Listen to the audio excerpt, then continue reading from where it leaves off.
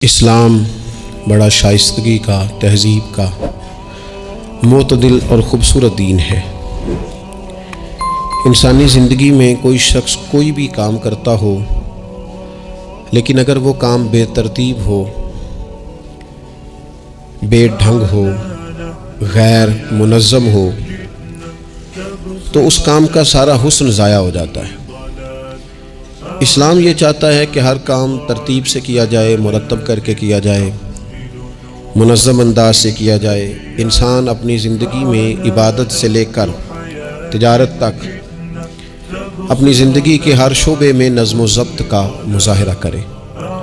اگر چیزیں نظم و ضبط سے ہٹ جاتی ہیں، قاعدے سے ہٹ جاتی ہیں، تو کوئی بھی کام ہونے کے باوجود بھی لطف نہیں دیتا، فائدہ مند نہیں ہوتا۔ ہم یہ دیکھتے ہیں کہ مسلمانوں نے بہت ساری چیزوں کو بے ترتیب کر لیا ہے۔ ہماری زندگیوں میں ہر چیز ہے، نظم و ضبط نہیں ہے، وقت کی پابندی نہیں ہے، وقت کی قدر نہیں ہے۔ روزمرہ کے معاملات کے اندر ہم اپنے معاملات کو ترتیب سے نہیں چلاتے۔ کبھی کوئی کام کرتے ہیں تو اسے کیے ہی جاتے ہیں، اعتدال سے ہٹ جاتے ہیں، اور پھر اسی کام کو اس طرح چھوڑ دیتے ہیں کہ جیسے کبھی کوئی لینا دینا ہی نہیں تھا۔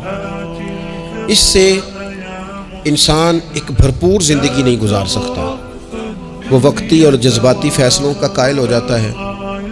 اس کی زندگی کے اندر ہر چیز ایک مخصوص وقت کے لیے اور ایک مخصوص ٹائم کے لیے آتی ہے، اور ایک مخصوص ٹائم کے لیے وہ چیز وہاں سے رخصت ہو جاتی ہے۔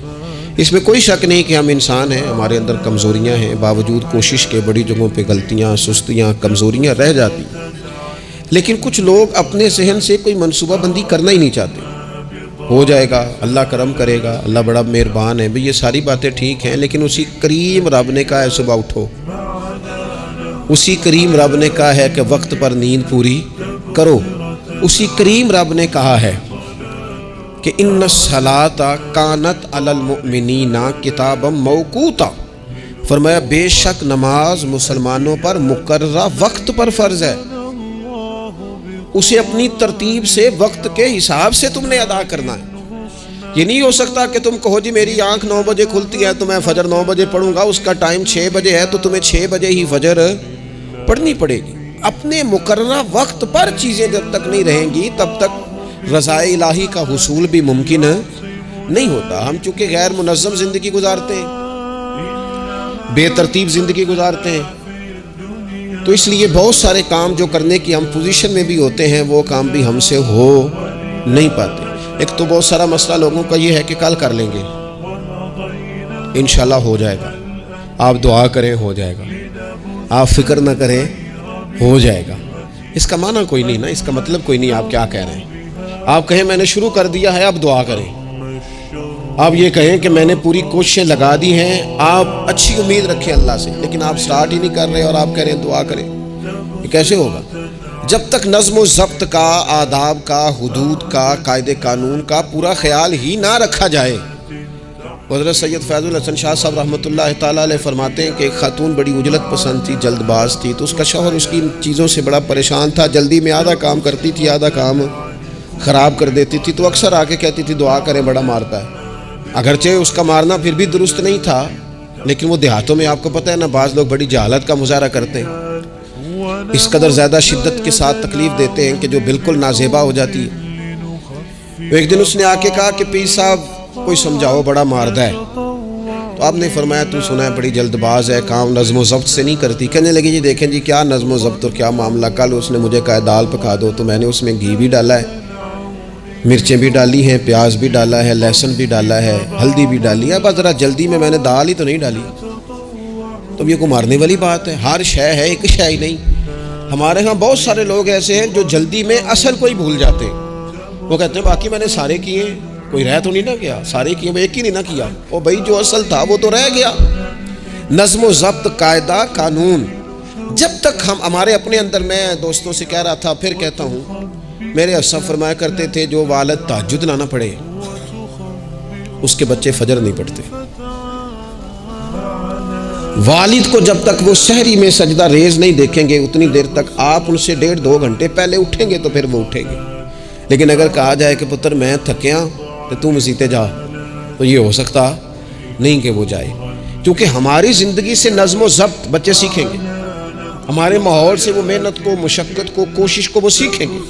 اگر ہم اپنے ماحول میں نظم و ضبط نہیں لائیں گے تو آنے والی نسل کے اندر نظم و ضبط منتقل ہو سکتا، تو اس کے منتقل کرنے کے لیے ضروری ہے کہ پہلے ہماری زندگی کے اندر نظم و ضبط۔ آپ دیکھیں شریعت اسلامیہ نے ہر کام کا نظم و ضبط بنایا ہے۔ نماز اللہ کی عبادت ہے نا، بستر سے اٹھ کر سیدھا مسجد میں آ کے جہاں آپ کا جی چاہے نماز پڑھنے کی اجازت نہیں ہے۔ آپ اٹھیں، آپ کا لباس پاک ہونا چاہیے، آپ نے وضو کیا ہوا ہو، آپ کو سمت قبلہ کا پتہ ہو، آپ کا منہ کعبہ شریف کی طرف ہو، جس جگہ آپ نے نماز پڑھنی ہے وہ جگہ پاک ہو، آپ کا لباس پاک ہو، وقت کا تعین ہو، نماز کے آداب آپ کو آتے ہوں، آپ بیت اللہ شریف کی طرف رخ کریں گے، کانوں تک ہاتھ اٹھائیں گے، آپ ان ہاتھوں کو منظم طریقے سے باندھیں گے، وقت پر رکوع کریں گے، رکوع میں کمر سیدھی ہونی چاہیے۔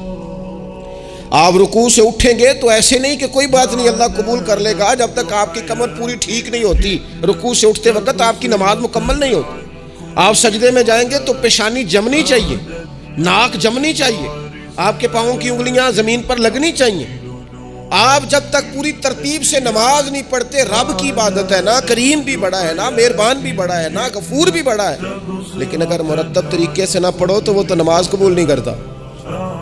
نبی پاک صلی اللہ تعالیٰ علیہ وسلم کے سامنے آ کے ایک شخص نے نماز پڑھی، عبادت کی ہے، آیا ہے، جھکا ہے، لیکن عبادت بھی بے ترتیبی نہیں، بے ڈھنگی نہیں، غیر مرتب نہیں، غیر منظم نہیں، ایسے نہیں کہ جیسے مرضی کر لی۔ اس نے آ کے نماز پڑھی تو حضور نے اس کو دیکھا اور نبی پاک علیہ السلام نے فرمایا تیری نماز نہیں ہوئی، دوبارہ پڑھ۔ اس نے دوبارہ پڑھی۔ یہاں تو لوگ ناراض ہو جاتے ہیں۔ ایک دفعہ طالب علمی کی بات ہے، میں ایک جگہ نماز کے لیے وضو کر رہا تھا تو ایک صاحب نے وضو کیا، بڑی جلدی میں آئے اور جلدی میں وضو کیا تو ان کا ایک ٹخنا خشک رہ گیا۔ تو میں نے ان کی خدمت میں بڑی، چونکہ بزرگ تھے، بڑے تھے مجھ سے، میں نے بڑی عرض کی، میں نے کہا وہ آپ کو خیال نہیں رہا آپ کا ٹخنا خشک ہے؟ کہتے ہیں مولوی وہ لنگن نہ دے آج، دیکھیں کو لنگ نہ جائے، تو سب قبول کرنی کہ اللہ نے۔ میں نے ان سے کہا آپ کیا کام کرتے ہیں؟ کہنے لگا میں کپڑا بیچتا ہوں۔ تو میں نے کہا اگر آپ کا 1000 روپے والا گز کپڑا ہو تو کوئی شخص کے کوئی عرض نہیں، چل مہربانی کر 300 کا دے دیتے ہو؟ کہنے لگا نہیں جی ترتیب سے ہی بات چلے گی۔ تو میں نے کہا یہ بھی ذرا ترتیب سے ہی چلے گی، اللہ نے کہا ہے کہ اس طرح کر کے پڑھو تو پھر میں قبول کروں گا، تو اگر وہ رستہ ہی آپ نے اختیار نہیں کیا۔ نبی پاک علیہ السلام کے سامنے اس نے نماز پڑھی، حضور کے سامنے، نبی پاک رحمت للعالمین ہے نا، حضور سے زیادہ کو پیار کرنے والا تو نہیں نا۔ نبی پاک نے تو نہیں فرمایا چل میرے سامنے پڑھی یا تیری قبول ہی قبول ہے، حضور نے فرمایا تیری نماز نہیں ہوئی، دوبارہ پڑھ۔ اس نے دوبارہ پڑھی، حضور نے فرمایا تیری نماز نہیں ہوئی، دوبارہ پڑھ۔ اس نے 7 پڑھی، 3 دفعہ پڑھی، پھر حضور کی بارگاہ میں آیا تو نبی پاک علیہ السلام نے فرمایا جب تو رکوع کرے تو صحیح کر کے رکوع کر، جب تو سجدہ کرے تو صحیح کر کے سجدہ کر، اور جب تو قیام میں کھڑا ہو تو ایک منظم طریقے سے کھڑا ہو۔ فرمایا اس اعتدال، اس نظم و ضبط سے، اس ترتیب سے نماز پڑھ، امید ہے خدا کے فضل پر کہ وہ تیری عبادت کو قبول فرمائے گا۔ نظم و ضبط ہی نہیں ہے۔ رمضان شریف کا روزہ بڑا مہربان ہے نا اللہ، اپنے بندوں کو کسی قسم کی کسی مشقت میں مالک ڈالتا نہیں، لا یکلف اللہ نفسا الا وسعها۔ لیکن آپ یہ نہیں کہہ سکتے کہ میری آنکھ چونکہ صبح 9 بجے کھلی ہے تو مجھے تھوڑی شریعت گنجائش دے دے کہ میں تھوڑی سی روٹی کھا لوں پھر نہیں کھاؤں گا مغرب تک، یہ گنجائش نہیں ملے گی۔ نظم و ضبط ہے، ترتیب ہے، اس کا قاعدہ ہے، اس کے اصول ہے، اس کا ضابطہ ہے۔ سحری میں اٹھیں گے آپ، اگر آپ کی آنکھ نہیں کھلی ہے تو آپ کی اجازت چلی گئی، وقت ختم ہو گیا۔ آپ بے ترتیب ہوئے، آپ غافل ہوئے، آپ نے کیوں لمبی نیند کی، آپ کیوں وقت پہ نہیں اٹھے؟ زکوٰۃ ہے، آپ کو ٹائم دیا گیا ہے کہ اضافی رقم آپ کے پاس ہو، آپ کے اخراجات سے زیادہ ہو، کس منظم طریقے سے زکوٰۃ فرض کی گئی ہے، اور یہ وہ نظم و ضبط ہے جس سے بندے کو تکلیف نہیں ہوتی۔ یعنی آپ کی ضروریات سے زیادہ مال ہو، اس مال کی قیمت 7.5 تولے سونے کے برابر یا 52.5 تولے چاندی تک پہنچ جائے، پھر وہ کل پہنچی ہے تو آج زکوٰۃ فرض نہیں، اس پر سال گزر جائے، پھر بھی وہ سارا نہیں دینا، اس میں سے 2.5% دینا۔ نظم و ضبط سے اللہ تعالیٰ نے توفیق دی نا جب بیت اللہ شریف کا حج کرنے کی، تو میں واپس آیا تو مجھے ایک طالب علم نے پوچھا، اس نے کہا کہ اس کا خیال تھا کیونکہ اللہ کے فضل سے ہم خانقاہی لوگ ہیں تو بعض لوگوں کا خیال ہوتا ہے کہ شاید کوئی بہت انوکھی بات اور انفرادی بات ملے گی، تو خانقاہ شریف میں یا طریقت میں یا اہل تصوف میں باتیں انوکھی نہیں ہیں، باتیں روٹین کی ہیں. بس وہ یہ کہتے ہیں کہ ذرا ان کو درد سے ان پر عمل کرو، اپنے دل میں اس کا نفاذ کرو، روح میں اتارو.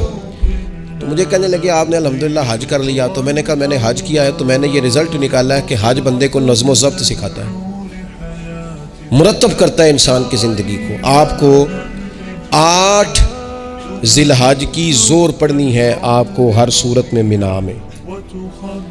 آپ کو 9 کو ہر صورت زوال سے قبل عرفات میں آپ کو زوال کا وقت میں وہاں پہنچنا چاہیے. آپ کو کچھ نہ کچھ ٹائم وہاں گزارنا ہے. ایک منظم ترتیب ہے کہ مغرب کے وقت نکل آؤ، وہاں آپ نے نماز نہیں پڑھنی، آپ آ کے عرفات سے نکلیں، مغرب عشاء کی نمازیں مزدلفہ میں پڑھیں. آپ کو 10 کی صبح کو جا کے کنکر مارنے ہیں. آپ یہ نہیں کہہ سکتے کہ میں جناب 2 دن پہلے یہ کام ختم کر لوں. مقررہ ٹائم پہ جو 9 ذی الحج کو میدان عرفات میں نہیں جائے گا اس کا حج ہو سکتا، کیونکہ یہ ایک نظم و ضبط ہے، دین نے قاعدہ بنایا ہے. قاعدے کے بغیر آپ یہ کام کر سکتے؟ میں مصروف ہوں جی، مجھے سفر کرنا ہے، میں نے قربانی کرنی ہے، تو 10 کو نہیں کر سکتا، میں 8 کو کر کے چلا جاؤں تو جاؤ، اللہ قبول ہی نہیں کرتا. قربانی اپنے ٹائم پہ مقررہ وقت پر. نظم و ضبط پوری عبادات اسلامیہ میں آپ دیکھ لیں، نظم و ضبط ہے، اصول ہے، قاعدہ ضابطہ ہے. وہ ہمارے یہاں کچھ لوگ نا درویشی کی بنیاد پر بھی جہالت پھیلاتے ہیں. وہ کہتے ہیں جی اسی درویش لوگ ہیں جی، ہم کسی نظم و ضبط کے قائل نہیں. اس کا کیا معنی ہوا جی؟ وہ درویش تو تنظیمیں نہیں چلاتے، تو درویش کیا چلاتے ہیں؟ جہالت چلاتے ہیں. درویش ہی تو تنظیم چلا سکتا ہے، درویش ہی تو ادارہ چلا سکتا ہے، درویش ہی تو ایک منظم سلسلہ تعلیم آگے لے جا سکتا ہے، چونکہ اس کی زندگی میں نظم و ضبط ہوتا ہے. اس کی زندگی ایک پورے قاعدے کے مطابق مرتب ہوتی ہے، اس کی زندگی میں ٹائم ٹیبل پوری ترتیب سے ہوتا ہے. تو یاد رکھیے گا کہ نظم و ضبط ایک حسن ہے. آپ دیکھیے شریعت اسلامیہ کس طرح سے ہماری تربیت کرتی ہے. شریعت تو کہتی ہے باقی ساری چیزیں تو ایک طرف رہ گئیں، کسی کے گھر بھی جانا ہے تو نظم و ضبط سے جانا ہے. آپ کے بھائی کا گھر ہے، آپ کے دوست کا گھر ہے، آپ کا قریبی تعلق ہے، بغیر اجازت جا سکتے ہیں؟ دین نظم سکھاتا ہے. قرآن مجید فرقان حمید نے کہا یا ایھا الذین آمنوا لا تدخلوا بیوتا غیر بیوتکم حتی تستأنسوا وتسلموا علی اہلھا. کیا کرو؟ اگر کسی کے گھر جاؤ نا تو پہلے جا کے اجازت لو. یا ایھا الذین آمنوا، اے ایمان والو. کن سے کہا؟ صاحب کسی کے گھر میں داخل ہونا ہے تو پہلے کیا کرنا ہے؟ اجازت لینی ہے. اہل خانہ کو سلام کرنا ہے، اور اگر وہ اجازت نہ دیں تو پھر ان کے گھر میں داخل ہے. نبی پاک علیہ السلام 3 دفعہ دستک دیتے تھے، اجازت نہیں ملتی تھی تو لوٹ آتے تھے. جھگڑا کیا ہے؟ یہاں اعلام لوگ ناراض ہو جاتے ہیں، کہتے ہیں میں ملنے گیا سا جی تو مینوں ٹائم ملیا سی، آپ کے ٹائم کا نہیں میں نے خیال کیا. جب تک آپ نظم و ضبط نہیں سمجھتے، ترتیب نہیں سمجھتے. آپ دیکھیں نا نبی پاک صلی اللہ تعالی علیہ وسلم کے گھر کھانا تھا صحابہ کا، صحابہ نے کھانا کھا لیا. بہت سارے لوگ ایسے ہوتے ہیں جو کھانا کھانے کے بعد بیٹھ جاتے ہیں، شادیوں پہ، بیاہ پہ آپ دیکھتے ہیں گپ شپ لگنے لگتی ہے، دیر تک بیٹھے رہتے ہیں. تو وہاں بھی کچھ لوگ بیٹھ گئے، کوئی اچھی گفتگو، کوئی دین کی، کوئی خیر کی بات ہونے لگی. نبی پاک علیہ السلام 2-3 دفعہ تشریف لائے، ان کو دیکھا. یا ایھا الذین آمنوا لا ترفعوا اصواتکم فوق صوت النبی ولا تجہروا لہ بالقول. نبی پاک صلی اللہ تعالیٰ علیہ وآلہ وسلم کی بارگاہ میں تو آواز اونچی نہیں کرنی، تم نے اس طرح چلا کر بات نہیں کرنی، اس طرح لوگ آپس میں کرتے ہیں. دھیما لب و لہجہ. یا ایھا الذین آمنوا لا تقولوا رائنا وقولوا انظرنا. لفظوں کے چناؤ میں احتیاط کرنی. وہ دیر تک بیٹھے رہے، بات چیت ہو رہی ہے. حضور 2-1 دفعہ آئے، واپس چلے گئے. اللہ تعالیٰ نے قرآن نازل کر دیا، فرمایا میرے محبوب کو تکلیف دیتے ہو، جب کھانا کھا چکو تو اٹھو، اب جاؤ، ختم ہو گئی دعوت، ٹائم مکمل ہوا، آپ کوئی کام کرنے دو. میرے عزیز اپنی زندگی میں یہ ماحول بنائیں، ان چیزوں کو لے کر کے آئیں جو چیزیں ہمارے لیے ضروری ہیں. اگر ہم یہ کام نہیں کریں گے تو پھر زندگی میں یا تو ہمارا وجود کسی کے لیے اذیت کا باعث بنے گا، تکلیف کا باعث بنے گا، یا ہمارا لب و لہجہ اس طرح کا ہو جائے گا کہ ہم باوجود محنت کے اس کا کوئی نتیجہ نکال سکیں گے. محنت ہو رہی ہے لیکن نظم و ضبط سے نہیں ہو رہی، بے ترتیب ہو رہی ہے، بے تکی ہو رہی ہے، تو بجائے زیادہ مشقت کے نتیجہ تھوڑا ہے. اس لیے نظم و ضبط اپنی زندگی میں، قاعدہ قانون. میرے رسول پاک علیہ الصلوۃ والسلام نہ لوگوں کو قانون توڑنے سے منع کرتے. حضور علیہ الصلوۃ والسلام لوگوں کو اطاعت امیر کا حکم دیتے، امیر کی فرما برداری کی بات سناتے. فرماتے اگر تمہارے اوپر نک کٹا حبشی غلام بھی امیر بنا دیا جائے جو کتاب اللہ کے مطابق تمہیں حکم دے تو اللہ کے محبوب فرماتے ہیں اس کی بات بھی سننا اور اس کی فرما برداری بھی کرنا، پیچھے نہ ہٹنا۔ تم یہ نہ دیکھنا کہ یار یہ تو نک کٹا حبشی غلام ہے اور میں تو معاذ اللہ سے بہتر ہوں، اس کی فرما برداری کرنا، اس لیے کہ نظم و ضبط قائم رہتا ہے جب لوگ قانون کی پابندی کرتے ہیں، اور جب قانون کی پابندی نہیں ہوتی، جہاں قیام عدل نہ ہو وہاں قرار ہو سکتا ہے۔ حضرت عمر جیسے لوگ اگر عدالتوں میں پیش ہو سکتے ہیں، اگر خود رسول پاک علیہ السلام اپنا آپ پیش کرتے ہیں صحابی سے، وہ کہتے ہیں جی آپ نے مجھے چبو دیا ہے صفیں سیدھی کرتے تیر یا نیزہ تو میں بدلہ لوں گا، تو حضور پیش کرتے ہیں اپنا آپ، حالانکہ وہ تو دور محبت تھا، عرض کی حضور کس نے بدلہ لینا تھا، نہ آپ نے کوئی تکلیف دی تھی، یہ تو وجود چومنے کا بہانہ تھا۔ لیکن نبی کریم علیہ السلام نے جو ہمارے سامنے اسوہ رکھا ہے، اس میں یہ ہے کہ یہ نظم اس طرح کا ہونا چاہیے کہ کوئی شخص بھی قاعدے قانون سے بالا تر۔ حضور علیہ السلام نے فرمایا 3 لوگ سفر کریں تو ایک کو امیر بنا لیں، ورنہ بار بار بحث ہوگی، ایک کہے گا یہاں ٹھہرنا ہے، یہاں کھانا کھانا ہے، یہاں نماز پڑھنی ہے، دوسرا کہے گا یہاں۔ 3 سفر کرو تو ایک کو اپنا امیر مان لو، نظم و ضبط سے زندگی گزارو، مرتب کر کے زندگی۔ ہمارے ہاں یہ ہوتا ہے کہ نظم و ضبط نہیں ہوتا، ہمیں اپنے کام سے زیادہ نا دوسروں کے کام کا پتہ ہوتا ہے، اپنے مدرسے سے زیادہ دوسرے مدرسے کا پتہ ہوتا ہے، اپنے کالج سے زیادہ دوسرے کالج کی معلومات ہوتی ہے۔ ہم کیا کرتے ہیں، ہم اپنے کام سے زیادہ دوسرے کے کام میں ٹانگ اڑاتے ہیں، نظم و ضبط گڑبڑ ہو جاتا ہے، ایک دوسرے کے کام میں مداخلت کرتے ہیں۔ اپنا کام مرتب طریقے سے کیا جائے، جس نظم میں جس جگہ ہمیں ڈیوٹی دی گئی ہے ہم اس ڈیوٹی کے پابند ہیں، ہم اس کو پورے غور سے کریں، پوری توجہ سے کریں، پورے انہماک کے ساتھ کریں۔ اپنے کام پر ہم جب تک توجہ دیتے ہیں تو کام ٹھیک رہتا ہے۔ اسی طریقے سے رسول پاک صلی اللہ تعالی علیہ وسلم نا گھر کے باہر بھی پورے نظم و ضبط کے قائل تھے، پوری ترتیب۔ آپ دیکھیں حضور صفوں کا درست ہونا بڑا پسند کرتے تھے، نماز ہی پڑھنی ہے نا، کھڑے ہو گئے ہیں نا، لیکن حضور نے دعا دی، فرمایا صفیں سیدھی کرو، اللہ تمہارے دل بھی سیدھے کر دے گا۔ حضور نماز کی جماعت سے پہلے اعلان کرتے بھئی اپنی صفوں کو درست کر لو۔ حضور پسند کرتے کہ بالکل اس طرح مرتب ہو کے لوگ نماز پڑھیں، کوئی چیز بھی غیر مرتب۔ یہاں جناب کوئی شخص بھی قطار میں لگنے کو تیار نہیں، باری کا انتظار کرنے کو تیار نہیں ہے۔ بینک میں ہمیں ذرا پہلے بلا لیا گیا تو ہم کہتے ہیں اللہ نے بڑی عزت دی تھی، اور پھر کچھ پروٹوکول تو بے جا ہے، سوائے تکلیف کے اور کچھ دیتے۔ میں نے جنازوں پہ دیکھا ہے، کسی عالم کا جنازہ پڑھا ہے، کسی بڑے آدمی کا، تو وہاں 15 لوگ ہوتے ہیں ٹوٹل جو جنازہ نہیں پڑھنے دیتے، وہ گھسے ہوتے ہیں آگے، میں نے چہرہ دیکھنا ہے، میں نے اگلی صف میں کھڑے ہونا ہے۔ یہی حال محافل میں ہوتا ہے۔ نظم و ضبط پیدا کریں، کسی چیز کو بے ترتیب نہ کریں، کوئی کام بھی بے ڈھنگا نہ ہو۔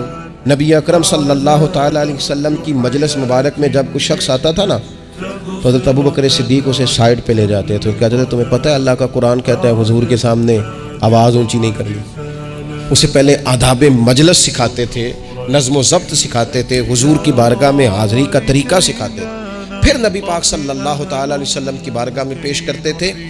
ہمارے بے صبرے ہو جانے کی بڑی وجہ بھی یہ ہے کہ نظم و ضبط نہیں، ہمارے جلد باز ہو جانے کی وجہ یہ ہے کہ نظم و ضبط نہیں، ہماری طبیعت جو بہت زیادہ ڈسٹرب ہو جاتی ہے، ذہنی الجھاؤ پیدا ہوتا ہے، اس کی وجہ بھی یہ ہے کہ نظم و ضبط نہیں ہے۔ ہم بعض چیزوں میں اتنے زیادہ تلخ ہو جاتے ہیں، اور تلخی کی وجہ سے یہ بنتی ہے کہ مزاج میں کوئی نظم و ضبط، کسی باری کا انتظار نہیں، کوئی ٹھہراؤ نہیں، کوئی گنجائش نہیں۔ ماحول میں نظم و ضبط پیدا کریں، زندگی میں نظم و ضبط پیدا کریں، اپنے بچوں میں نظم و ضبط لائیں، اپنے اداروں کے اندر نظم و ضبط پیدا کریں، اور پھر حوصلہ رکھیں، ہمت رکھیں، تحمل مزاجی پیدا کریں۔ نبی اکرم صلی اللہ تعالیٰ علیہ وسلم نے نا اپنے گھر میں اپنے ٹائم کو 3 حصوں میں تقسیم کیا تھا۔ ہم گھر کے اندر جاتے ہیں، اپنا ٹائم تقسیم نہیں کرتے، یہاں تو کوئی بندہ مطالبہ کرتا ہے تو ڈانٹ کے چپ کرانے کی کوشش کرتے ہیں، تھکا ہوا ہوں خبردار بات نہ کرنا۔ آپ نے چپ کرا دیا، چپ کرانے سے بغاوت پیدا ہوتی ہے، نفرت جنم لیتی ہے۔ یہاں چپ کرا دیتے ہیں، یہاں اگر ہم کوئی بات کرتے ہیں تو وہ کوشش کرتے ہیں کہ اس وقت جان چھوٹے، یہ دن گزرے کل دیکھیں گے۔ اس سے کیا ہوتا ہے، اس سے جو شخص آپ کے سامنے بیٹھا ہے اس کی امید ٹوٹتی ہے، وہ کہتا ہے یار یہ کیا معاملہ ہے۔ بچوں کی امیدیں ٹوٹتی ہیں، گھر والوں کی امیدیں ٹوٹتی ہیں کہ یار یہ تو جان چھڑا رہے ہیں۔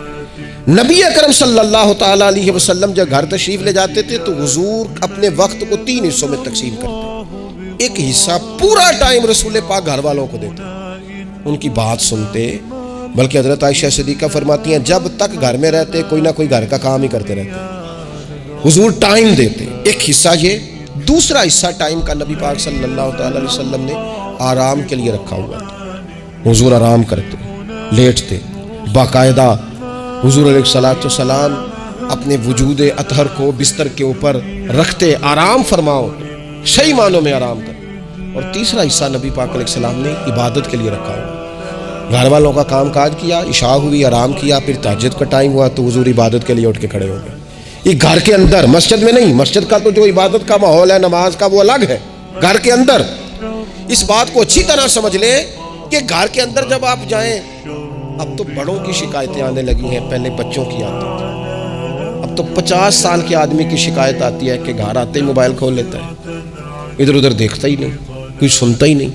اس طرح تو ہمارے اپنے ہم سے ٹوٹ جائیں گے، بکھر جائیں گے، ہمارے بچے خدا جانے کیا سوچنے لگیں گے، کسی اور سمت نکل جائیں گے۔ وہ جن کو ہماری باتوں کی، ہماری شفقتوں کی، ہمارے پیار کی، وہ جس پوتے کو، جس چھوٹے بیٹے کو دادا کے والد کے کندھوں پر کھیلنے کی چاہت ہے، وہ تو اس سے محروم رہ جائے گا۔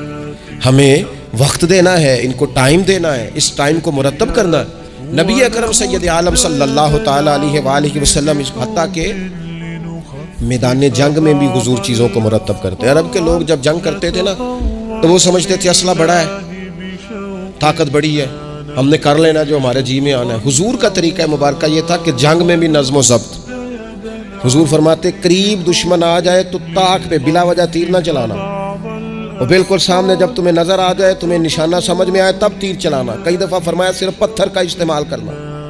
حضور علیہ الصلوۃ والسلام لوگوں کو کہتے ہیں کہ تم نے یہاں پہاڑ کے چوٹی پہ کھڑے رہنا ہے، تم نے جنگ ہی نہیں لڑنی، تم یہاں ہراول دستے کے طور پر پشت پہ کھڑے رہو، جب تک میں تمہیں حکم نہ دوں تم نے یہاں سے ہٹنا نہیں ہے۔ این جنگ کے موقع پر بھی رسول پاک صلی اللہ علیہ وسلم نظم و ضبط کا مظاہرہ کرتے، ترتیب مقرر کرتے۔ آپ یقین کریں، جن اداروں کے اندر نظم و ضبط ہے، جن کے اندر اصول ہے، جن کے اندر قاعدے ہیں، وہ اپنی پیشہ وارانہ کام سے کبھی بھی پیچھے نہیں ہٹتے، اور جہاں یہ کام نہیں ہوتا وہاں بڑی ساری چیزیں نقصان کا شکار ہوتی۔ این حالت جنگ میں بھی نبی اکرم نور مجسم صلی اللہ تعالی علیہ وسلم نظم و ضبط کا خیال کرتے۔ یہ جنگ احد میں نقصان ہوا تھا نا وقتی طور پر، اس کی وجہ بھی یہ بنی تھی کہ حضور نے جن صحابہ سے کہا ہٹنا نہ، ان سے اجتہادی خطا ہو گئی، انہوں نے سمجھ لیا کہ جنگ تو ختم ہو گئی ہے، وہ ہٹ گئے، ان کے ہٹنے سے نقصان ہوا، 70 لوگ شہید ہو گئے۔ اگر وہ نظم قائم رہتا جہاں حضور نے کھڑا کیا تھا تو کبھی یہ کام نبی پاک صلی اللہ تعالی علیہ وآلہ وسلم نا اجتماعیت کی بات کرتے تھے، مل کے رہنے۔ اختلاف رائے ہو جاتا ہے، لیکن ہمارے ہاں لوگ پتہ کیا کرتے ہیں، اندر رہ کے اختلاف نہیں کرتے، چھوڑ کے جا کے اختلاف کرتے ہیں۔ یہ مخلص نہ ہونے کی علامت ہے۔ جو لوگ مخلص ہوتے ہیں وہ اندر رہ کے رائے کے اختلاف کرتے ہیں، وہ کہتے ہیں یار میں چھوڑ کے تو نہیں نہ جا سکتا، میں ادھر ہی رہوں گا، جو کمزوریاں ہیں، جو غلطیاں ہیں ان کو ہائی لائٹ کروں گا، رہوں گا۔ اسی لیے نبی پاک علیہ السلام کے صحابہ مختلف قسم کے مشورے دیتے تھے۔ تو سرور کائنات علیہ الصلوۃ والسلام اجتماعی نظم کی بات کرتے۔ ایک مقام پہ حضور نے صحابہ کو دیکھا کہ چھوٹی چھوٹی ٹولیاں بنا کے الگ الگ بیٹھے ہوئے ہیں، تو نبی پاک علیہ الصلوۃ والسلام نے فرمایا یہ شیطان تمہیں الگ الگ کرتا ہے، اور فرمایا جس طرح بکریوں کا بھیڑیا ہوتا ہے، انسانوں کا بھیڑیا شیطان ہے۔ جب کسی کو مجمع سے الگ کر لیتا ہے، حضور فرماتے ہیں جس سے بھیڑیا بکریوں سے الگ کرتا ہے نا، پھر اس کا شکار کرتا ہے۔ اور شیطان بھی جب تمہیں اجتماعیت سے الگ کر لیتا ہے، در مرشدہ چھڈی نہیں تے ہو جاویں گا روگی، جیڑی بکری اجڑوں وچھڑی او بگیاڑا جوگی، او بگیاڑا جوگی کھا جائیں گے، پھاڑ ڈالیں گے اسے۔ در مرشدہ چھڈی نہیں تے ہو جاویں گا روگی، جیڑی بکری اجڑوں وچھڑی او بگیاڑا جوگی، اسے تو لے کے چلا جائے گا۔ اجڑ پر، اجتماعیت پر کبھی بھی بھیڑیا حملہ، تو حضور صحابہ سے کہتے تھے بیٹھو تو ذرا مل کے بیٹھو، کسی جگہ تم بیٹھو تو اجتماعیت۔ بڑی مشہور حدیث ہے، چند لوگ جمعے میں کھڑے تھے تو حضور نے فرمایا بیٹھ جاؤ الگ الگ۔ بعض لوگ بڑے قائل ہوتے ہیں نا، تھوڑا سا جناب ہم نے ذرا ہٹ کے رہنا ہے، ہم نے تھوڑا سا الگ سے رہنا ہے، تھوڑا سائڈ پہ بیٹھنا ہے، تو حضور پسند نہیں کرتے، فرمایا اکٹھے بیٹھو، مجمع کی صورت میں بیٹھو۔ بلکہ حضور علیہ الصلوۃ والسلام نے یہ جو اجتماعی نماز کا حکم دیا نا، فرمایا جس علاقے میں 3 مسلمان بھی بستے ہوں نا، وہ بھی باجماعت نماز پڑھے۔ وَرْكَعُوا مَعَ الرَّاكِعِينَ، رکوع کرو پر رکوع کرنے والوں کے ساتھ، تنہا نہیں۔ مل کے اجتماع. آج کفر نے بھلا کیا کیا ہے؟ اس نے مسلمانوں کی اجتماعیت کوئی توڑا ہے، نظم و ضبط کوئی تو توڑا ہے. 57 اسلامی ممالک ہونے کے باوجود نظم و ضبط نہیں، اور وہاں ایک ملک ہے امریکہ اپنی ریاستوں کو ساتھ ملا کے اس طرح گٹھ جوڑ کیا ہے کہ وہ سب پر بھاری ہوتا جاتا ہے معاذ اللہ. اگر نظم و ضبط، اور یہ ہمارے ہاں بھی نہیں ہے، روٹین میں چھوٹے چھوٹے اختلافات ہوتے ہیں لوگوں کے بیچ، لیکن ایک دوسرے کو ملنا پسند نہیں کرتے، سلام کلام پسند نہیں کرتے، نفرت کا اظہار. تو جب گلی محلوں میں نظم و ضبط نہیں، ٹولیاں بنی ہوئی ہیں، گروہ بنے ہوئے ہیں، چھوٹی چھوٹی باتوں میں لوگوں نے الگ الگ ماحول بنا دیا ہے. بلکہ بعض لوگ تو باقاعدہ بڑے ماہر ہوتے ہیں خاندان میں لڑائی کیسے کرانی ہے، محلے میں فساد کیسے ڈلوانا ہے، لوگوں کو کس طرح کر کے توڑنا ہے، کیا ایسا کام کرنا ہے جس سے کہ لوگ زیادہ سے زیادہ ٹوٹ جائیں. تو اپنی زندگی کے اندر، اپنے ماحول کے اندر، اپنی طبیعت کے اندر نظم و ضبط لائیں گے. بہت سارے لوگ ہیں جو خود بھی وقت ضائع کرتے ہیں، اگر کہیں چلے جائیں تو اس کا بھی پورا ہی وقت ضائع کرتے ہیں، پورا ٹائم. یعنی اس پہ کتنا پیسہ لگتا ہوگا، موبائل کا کتنا بل آتا ہوگا، ٹائم کتنا ضائع ہوتا ہوگا. اور پھر سناؤ، مثلاً کی سنائیے جی، اس کا کوئی معنی ہے؟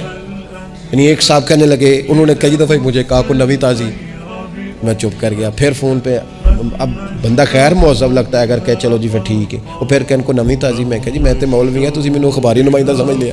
نوی تازی تو آپ کسی اخباری رپورٹر سے پوچھیں، مینوں کی پتہ ہے نوی تازی کی ہے، میں تو چھوٹا سا آدمی ہوں اپنے کام. نوی تازی کا کی مطلب ہے؟ یعنی اب اتنا آپ نے فون بھی ضائع، ٹائم بھی ضائع. حضرت صاحب ہور پھر سناؤ بھائی، تسی اتنے حضرت صاحب دے کول رہو نہ مہینہ تے کوئی کام کرو نال تاکہ تانوں اور بھی کوئی سنان. حضرت صاحب تانوں کی سنان، لیکن شرط یہ ہے کہ ہم نظم و ضبط والے بنے، ایک جملہ بھی ضائع نہیں، اضافی نہیں. اس میں میں کہا کرتا ہوں دوسروں کو بہت ساری چیزیں سکھانے سے بہتر ہے ہم بہت سارے لوگوں سے خود سیکھنا شروع کر دیں، اپنی زندگی میں سیکھیں. اللہ تبارک و تعالی مجھے آپ کو توفیق عمل عطا فرمائے. آخر دعوانا